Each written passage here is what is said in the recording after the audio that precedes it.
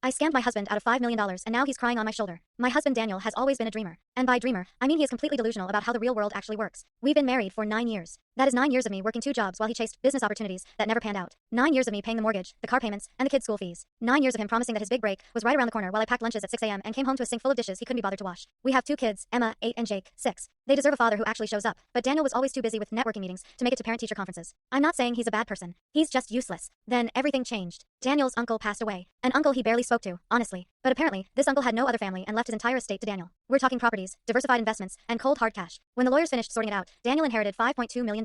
I cried when I found out. I thought, finally, we can breathe. I could quit my second job. We could pay off the house. Put money aside for the kids' college. Maybe even take a vacation that didn't involve driving to a budget motel 3 hours away. But Daniel had other plans. Suddenly, he was a financial genius.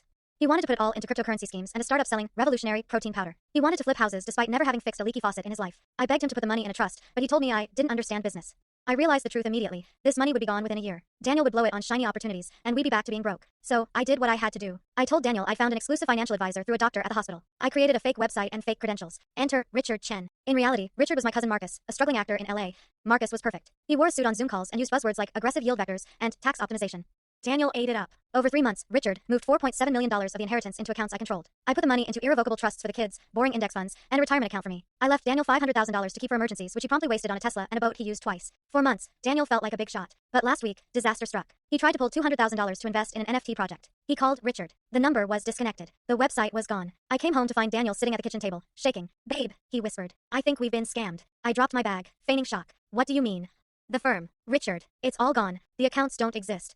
He looked up at me, tears streaming down his face. "Someone stole everything. The kids' college fund. Our retirement. It's all gone. I'm so stupid. You told me to be careful, and I didn't listen." He put his head in his hands and sobbed. I walked over and sat next to him, rubbing his back. And I felt nothing. No guilt. Just a cold, satisfied feeling. "Daniel," I said softly. "Look at me." He lifted his head, eyes red and puffy. "The money isn't gone." He froze. "What? Did you find Richard?" "There was no Richard," I said calmly. "It was Marcus. The firm was fake. I scammed you." He stared at me, mouth opening and closing. "What?" "I moved every penny into accounts I control. Because we both know you would have lost it all. Now the kids have college funds. We have retirement. I protected us." "But that was MY money," he stammered. "From MY uncle." I laughed. "Your money. Daniel, who paid the mortgage for 9 years. Who bought the groceries. Who worked 70-hour weeks while you networked at coffee shops. I saved you from yourself." He looked at me with betrayed eyes. "How could you do this?" "I gave us the stable future you were too irresponsible to build," I said, my voice hardening. "So yes, I scammed you. And I'd do it again." He stared at me for a long moment. Then, he leaned forward and put his head on my shoulder, sobbing into my scrubs. "What do I tell people?" he mumbled. "Tell them you got scammed by someone smarter than you," I said, patting his head. "They don't need to know it was your wife."